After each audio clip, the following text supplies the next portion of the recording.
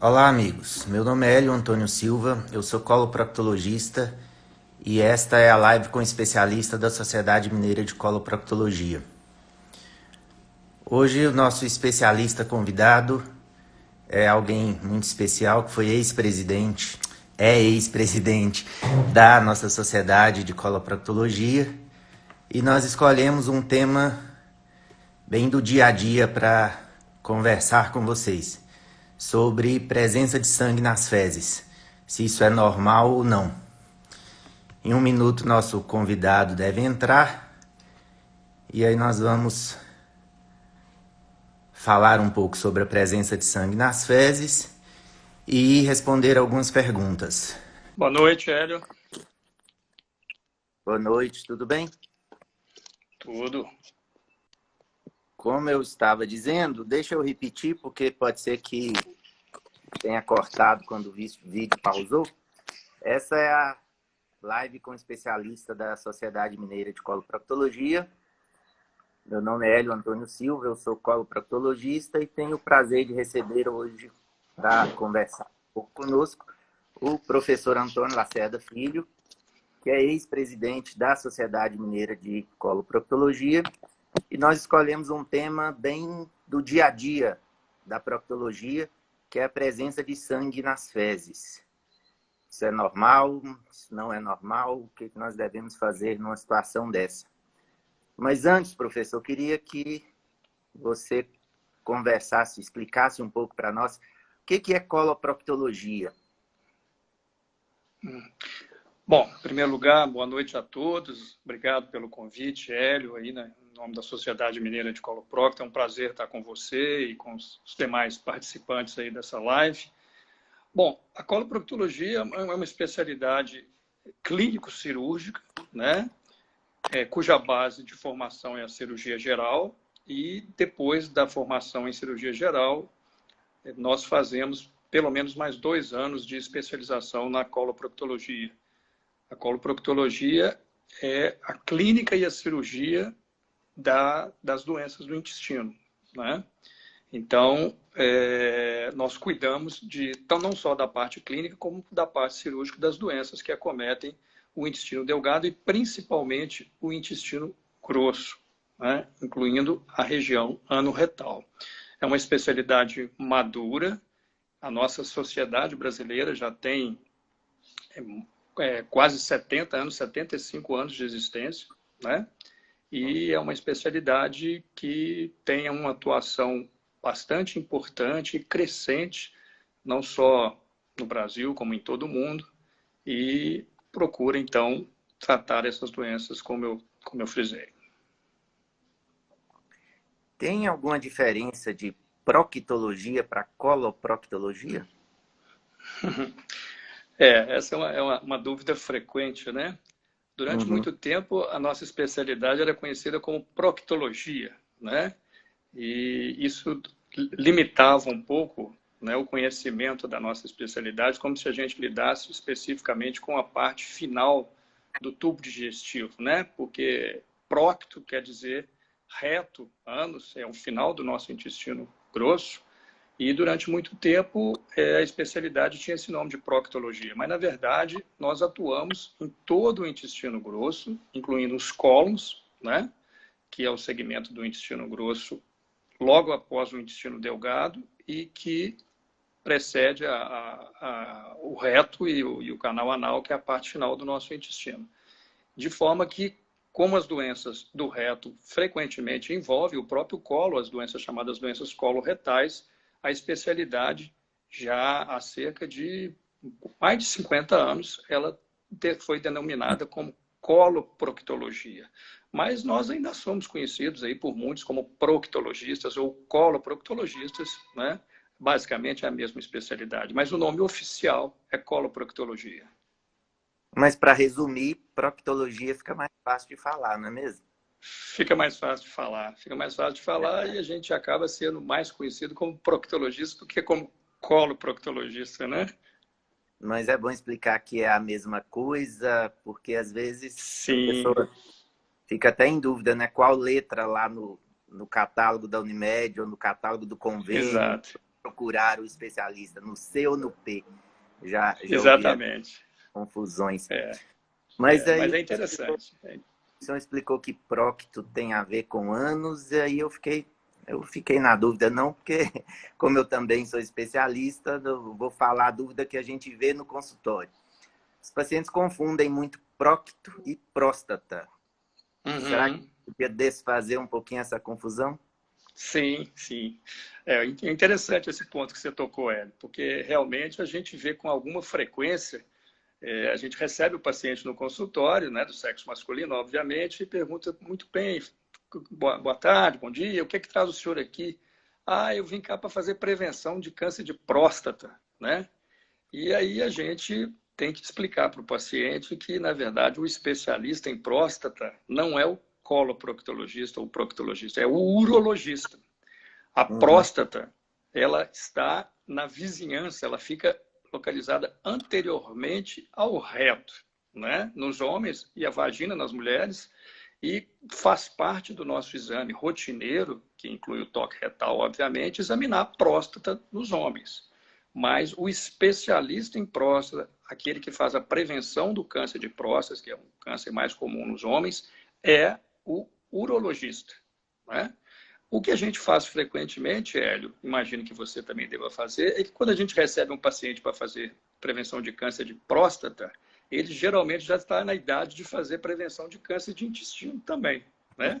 Então a gente aproveita, pergunta para ele se ele já iniciou a prevenção por câncer de intestino. Obviamente a gente vai fazer o exame, nós vamos aproveitar e ver a próstata desse paciente, ver se tem alguma alteração e ao final da consulta nós vamos encaminhá-lo então para fazer o acompanhamento da próstata com o urologista. Mas é bastante frequente isso, o pessoal confunde, né? Talvez até os nomes serem um pouco parecidos, proctologia, próstata, né? uhum. Mas a próstata não faz parte da nossa especialidade, a próstata é do urologista. Então explica para nós o que o proctologista, o que o coloproctologista faz no dia a dia. O senhor já comentou que é Uhum. uma atividade tanto Sim, clínica quanto sim, cirúrgica. Detalha sim. mais. O que A é nossa especialidade é uma especialidade, ao contrário de que muitas pessoas pensam, né, que a proctologia é uma especialidade limitada, né, fica cuidando ali de hemorroida, né, daquelas doenças de baixo ali, de uma região difícil para todo mundo, né? Na verdade, a nossa especialidade é uma especialidade bastante ampla, que cuida de inúmeras doenças. Não só das doenças anorretais, aí sim, incluindo a doença hemorroidária, outras doenças da região anorretal, né? Mas também a gente é responsável por cuidar, tratar, prevenir um dos cânceres mais comuns que acometem, né, homens e mulheres, mais até mulheres do que homens, né, principalmente no Brasil e em outros países, que é o câncer coloretal. É Uhum. o chamado câncer de intestino. Quando a gente fala em câncer de intestino, nós estamos falando do câncer do intestino grosso. O câncer do intestino delgado é extremamente raro, né? E ao passo que o câncer de intestino grosso é extremamente comum, é o chamado câncer coloretal. Acomete muitas pessoas, uma parcela significativamente grande de pessoas, mais de 1 milhão de novos casos por ano no mundo. É o segundo câncer que mais acomete e que mais mata as mulheres, depois do câncer de mama, e o terceiro câncer que acomete os homens, né? Perdendo imortalidade apenas por câncer de pulmão.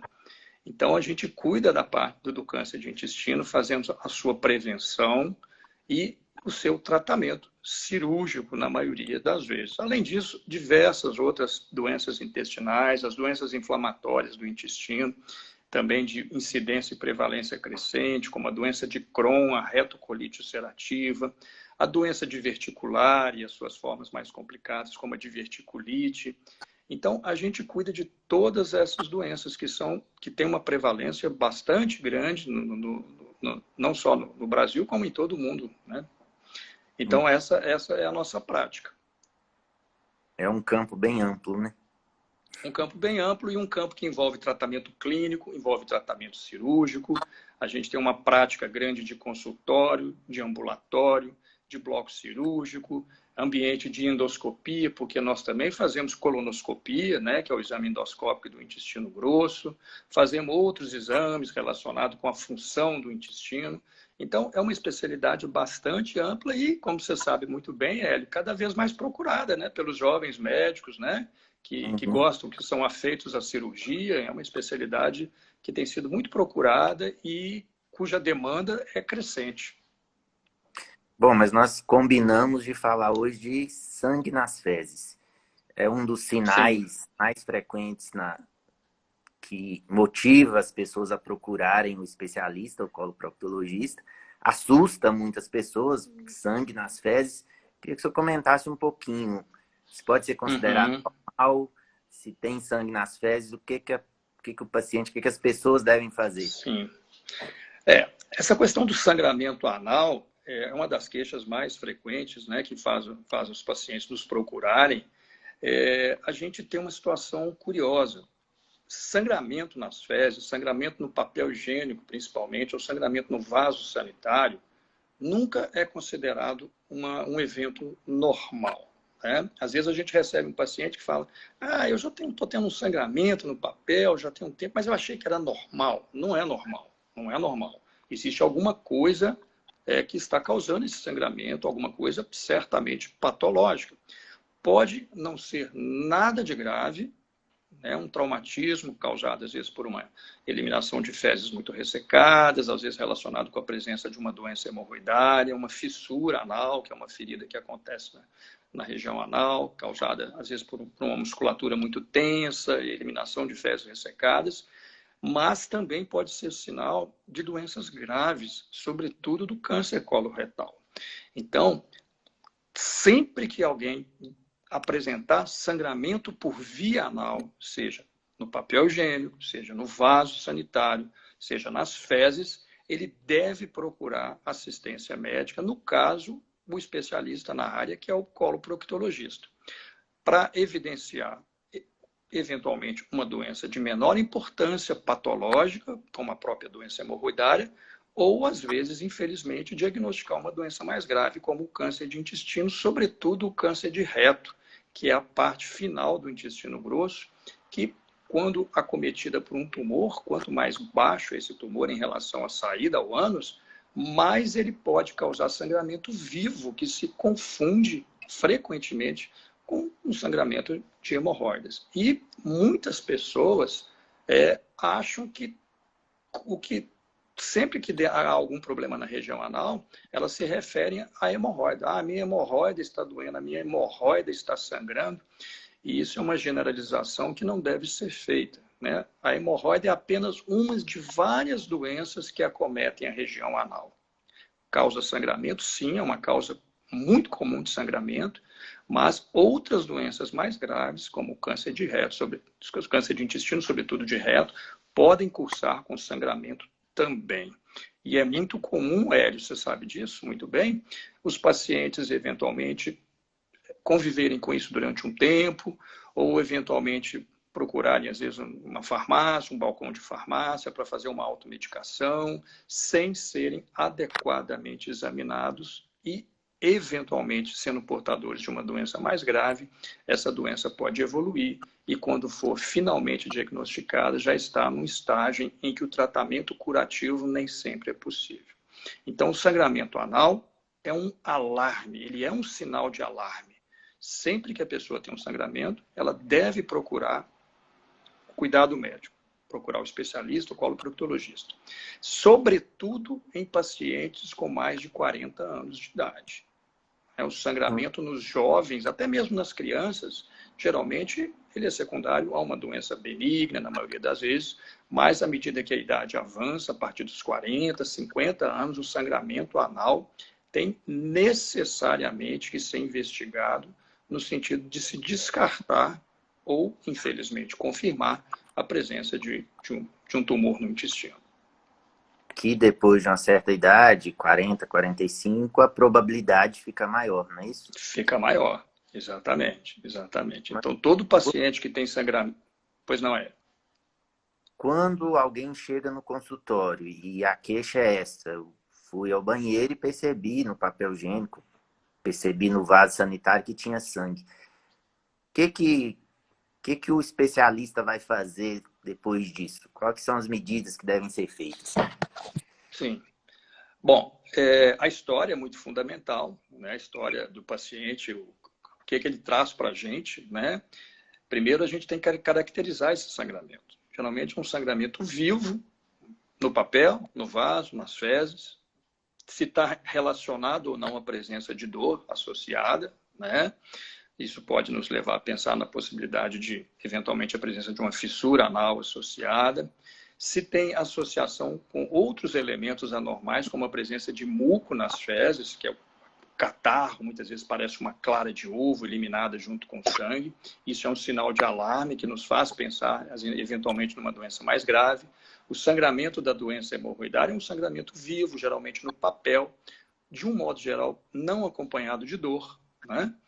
Ao passo que na fissura esse sangramento já vem acompanhado de dor.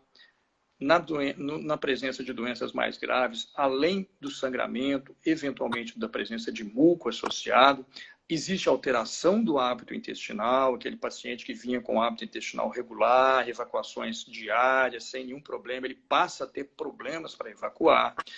Há mudanças do padrão de funcionamento, tanto para o lado de uma constipação, quanto para o lado, eventualmente, de uma diarreia, uma frequência evacuatória exacerbada.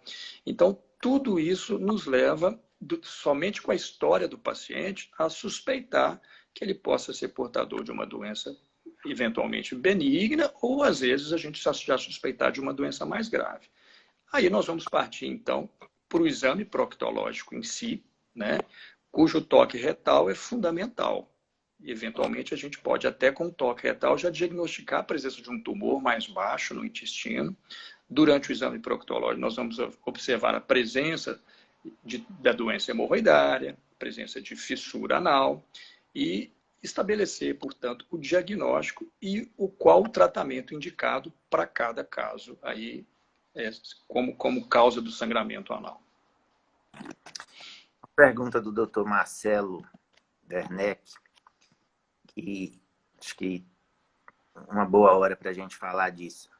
Tem como o próprio paciente saber se o sangramento dele é mais do ânus, ou então, logicamente, menos perigoso, ou se é mais profundo do intestino, e aí pode ser uma doença mais grave? Olha, a gente pode suspeitar, obviamente, pela característica do sangramento, se ele tem uma característica mais de ser um sangramento baixo, um sangramento que a gente chama de sangramento orificial, né? Geralmente, esse tipo de sangramento é um sangramento de um sangue vivo, aquele sangue vermelho que assusta o paciente quando ele vê o vaso todo cheio de sangue, né? Lembrar que, às vezes, uma única gota ou 2 gotas de sangue que cai na água do vaso sanitário deixa a água toda vermelha, e o paciente assusta, acha que foi um sangramento vultuoso, e nem sempre é assim, né? São algumas gotas de sangue que pingam no vaso, mas que alarmam o paciente. Então, esse sangramento de sangue vivo, sangramento no papel higiênico durante a higiene, né, fala mais a favor de um sangramento orificial, um sangramento baixo, geralmente relacionado com a região anal. Mas nada impede que um tumor localizado quase já na saída do intestino também possa ter exatamente a mesma característica de sangramento, né? Um sangramento de sangue vivo, eventualmente até no papel higiênico mesmo. Agora, aquele sangue, um sangue mais escuro, eventualmente até um sangramento que deixa as fezes enegrecidas, né? Com cheiro forte, isso sugere um sangramento mais alto lá no intestino. Ou às vezes até mesmo no intestino delgado, ou às vezes, quem sabe, até lá em cima no próprio estômago, né, quando tem um sangramento crônico. Então, esse tipo de sangramento, ele é... Só um minutinho aqui. Esse tipo de sangramento, então, ele pode sugerir um sangramento mais alto, né? Mas, obviamente, isso tudo tem que ser investigado com exames, né, de acordo com as queixas e a história que o paciente nos apresenta. Perdi sua imagem, estou só te ouvindo bem. Oi? Perdi a sua imagem, só estou te ouvindo bem. Deixa eu ver como é que eu faço aqui para voltar a imagem.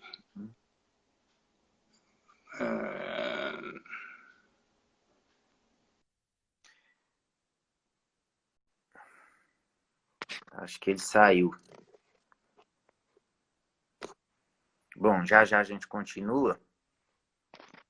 Bom, como vocês viram, sangue nas fezes, tem que procurar o coloproctologista. Pode ser uma doença mais simples, pode ser uma doença mais grave, mas sempre é alguma coisa que merece um exame clínico, um exame coloproctológico.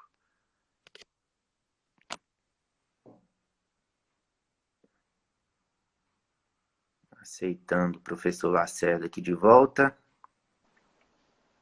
Voltou?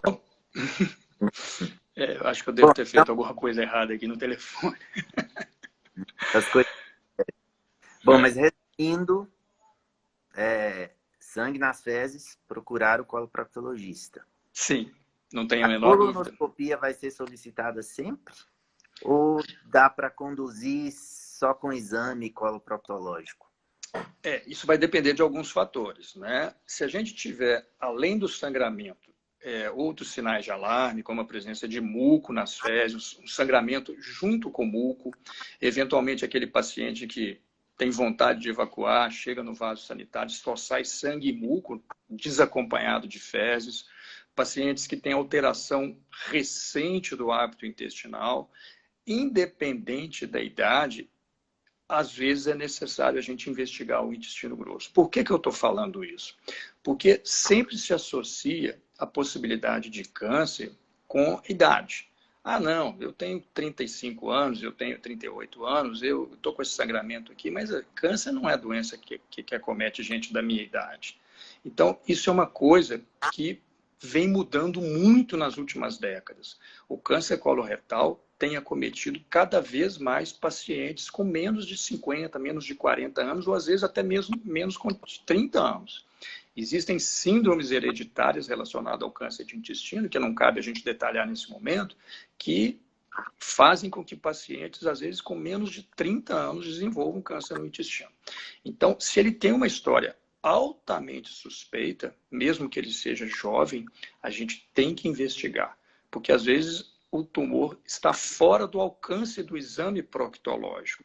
Ele está além do alcance do dedo do coloproctologista e dos instrumentos que a gente tem no nosso consultório. Então, a gente precisa fazer a colonoscopia para tentar identificar uma lesão de localização mais alta no intestino grosso. Então, sempre que a gente tem história suspeita, a colonoscopia deve ser solicitada. Agora, quando a gente tem um sangramento simples, associado à dor, num jovem que está com problema intestinal, fezes ressecadas, principalmente o sexo feminino, que é mais comum, e a gente fazendo o exame proctológico já é capaz de identificar prontamente a causa desse sangramento, como uma fissura anal aguda que você vê ali, que está com sinais de sangramento recente, inclusive, muitas vezes, às vezes a gente não precisa fazer a colonoscopia. A gente trata esse paciente, ele não tem outros sinais de alarme, não tem outras alterações do padrão de funcionamento intestinal, a gente pode tratar esse paciente tranquilamente. Agora, todo sangramento anal, ainda que não venha acompanhado de outros sinais de alarme, em pacientes com mais de 40, 45 anos, a tendência nossa, acho que da maioria dos coloproctologistas, é fazer a colonoscopia. Porque além da gente estar atrás de um diagnóstico, nós já estamos começando também a fazer a prevenção do câncer de intestino, que começa a surgir de forma mais progressiva em termos de incidência e de prevalência a partir principalmente de 45, 50 anos, mas isso é dinâmico. Durante muito tempo a gente usava um corte, né, idade dos 50 anos para iniciar a prevenção. Desde o ano passado, há 2 anos atrás, quase, a Sociedade Americana de Câncer já passou isso para 45 anos, dado a incidência cada vez maior de cânceres em pessoas nessa faixa etária. Aconteceu uma coisa muito interessante, Edson, você acompanhou. O que se observou? Que a incidência de câncer coloretal em pacientes acima de 60 e 65 anos, ela vem estável para queda, ao passo que vinha se observando um aumento na incidência de pacientes com menos de 50 anos com câncer. Por quê? Por falta de prevenção nessa faixa etária, ao passo que acima de 50 anos os pacientes ficavam melhor vigiados, né, digamos assim. Então, a sociedade americana passou para 45 anos e eu não me surpreenderia se nos próximos anos essa idade caísse para 40 anos. Então, eu acho que essa é a diretriz que a gente deve seguir. Professor, quando você diz que alteração recente do hábito intestinal é uma causa de preocupação, eu imagino que nem todo mundo entende. O que é uma alteração recente do hábito intestinal? Sim, eu acho que sua observação é importante, né? A gente tem um padrão de funcionamento do nosso intestino. Muitas pessoas têm um hábito intestinal absolutamente regular, funciona uma vez por dia, 2 vezes por dia, esse é o padrão normal, sem nenhum sintoma associado. Outras, eventualmente, têm um intestino um pouco mais preso, mas já de longa data, a vida inteira, um intestino um pouco mais preguiçoso. Outros têm um intestino, às vezes, que funciona um pouco mais, 2 vezes ao dia, até 3. Isso tudo é considerado dentro de uma faixa de normalidade. E é um padrão de funcionamento que a pessoa traz com ela durante anos da vida dela. Se recentemente, digamos nos últimos 6 meses, 1 ano, ou até mesmo menos tempo do que isso, 3 meses, esse padrão de funcionamento intestinal se altera muito, isso é digno de investigação.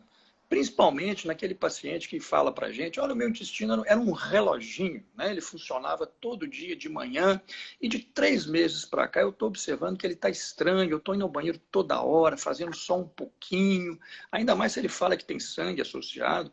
Então, toda vez que um paciente, sobretudo aquele que tinha um hábito intestinal regular, de longa data, nos refere que o padrão de funcionamento intestinal está diferente do habitual e tem se mantido dessa forma, isso merece investigação. Né? É a chamada alteração do hábito intestinal. É lógico que não é uma alteração pontual. Né?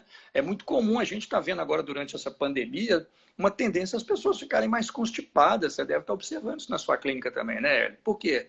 As pessoas estão mais sedentárias, as pessoas não têm aquela disponibilidade de ir na feira e no sacolão comprar vegetais, não é? Comprar fibra. E com isso não estão se exercitando, não estão indo nas academias, não estão andando, não estão correndo, não estão pedalando. Então, com isso, existe uma maior tendência à constipação. Então, nós não vamos sair fazendo colonoscopia de todo mundo durante a pandemia, que é uma temeridade, inclusive, né? Mas aquela alteração do hábito intestinal sustentada, que vem, né, principalmente num paciente que previamente tinha um bom hábito intestinal, ela deve ser investigada, sim. É isso que eu quero dizer com a alteração do hábito intestinal. Espero que tenha ficado claro. Claríssimo. Vamos voltar aqui no sangue nas fezes, que é o nosso tema. Uma pergunta aqui da nossa audiência, a Érica está perguntando se estresse pode ser causa de sangue nas fezes? Não, o estresse por si só, não. Né? O estresse ele pode alterar o padrão de funcionamento intestinal. Né? O nosso sistema nervoso autônomo, que está muito ligado às nossas emoções, é que comanda o nosso tubo digestivo. O nosso tubo digestivo ele se movimenta, ele contrai e relaxa, independente da nossa vontade, comandado pelo sistema nervoso autônomo. Né? É o mesmo que faz o nosso coração bater, que faz a gente respirar, né? Independente da nossa vontade. E o sistema nervoso autônomo ele está diretamente relacionado ao sistema límbico, né, que é onde a gente processa as nossas emoções. Então, quando a gente está passando por períodos de muito estresse, a gente pode ter, eventualmente, diarreia, alguns pacientes têm vômitos. Quando a gente está muito deprimido, há uma tendência ao intestino ficar um pouco mais preguiçoso.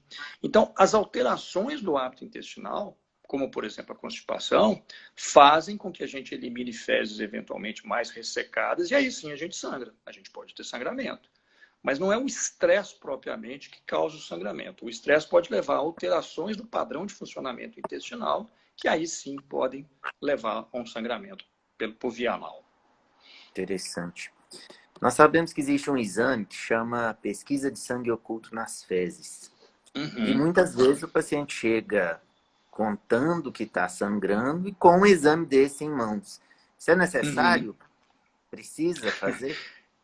Isso é quase um paradoxo, né? Ou seja, a pessoa está tendo sangramento visível e ela chega com um exame de sangue oculto nas fezes positivo, né?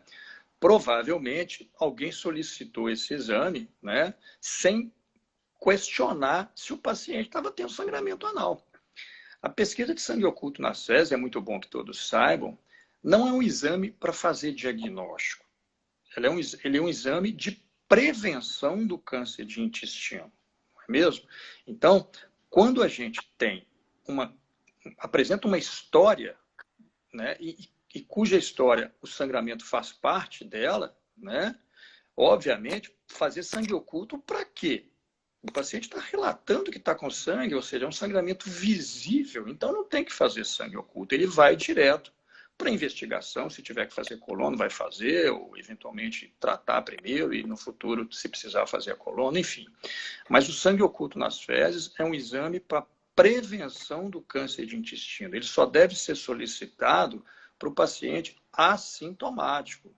O paciente, por exemplo, que chega aos 50 anos e quer iniciar a prevenção do câncer de intestino, ele não tem história familiar, é um paciente de baixo risco, ele pode perfeitamente iniciar com a pesquisa de sangue oculto nas fezes anual.